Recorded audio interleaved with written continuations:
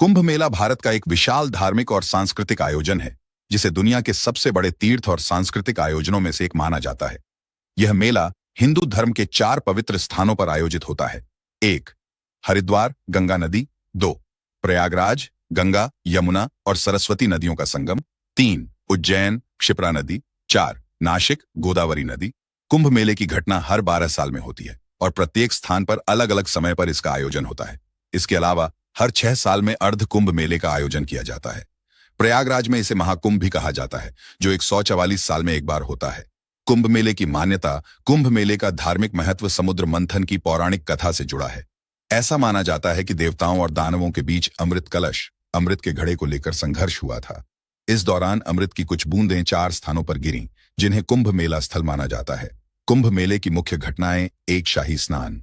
यह मेले का सबसे प्रमुख आकर्षण है, जिसमें साधु संत, नागा साधु और तीर्थयात्री पवित्र नदियों में स्नान करते हैं। यह माना जाता है कि इस स्नान से मोक्ष प्राप्ति होती है। 2. धार्मिक प्रवचन। संत और महात्मा विभिन्न धार्मिक और आध्यात्मिक प्रवचन देते हैं, जिससे लोगों को धर्म और संस्कृति का ज्ञान प्राप्त होता है। 3. साधु संतों की उपस्थिति। विभिन्न अखाड़ों से साधु, नागा साधु और अन्य संत इस मेले में भाग लेते हैं। 4. सांस्कृतिक कार्यक्रम। मेले के दौरान संगीत, नृत्य और अन्य सांस्कृतिक कार्यक्रम आयोजित किए जाते हैं।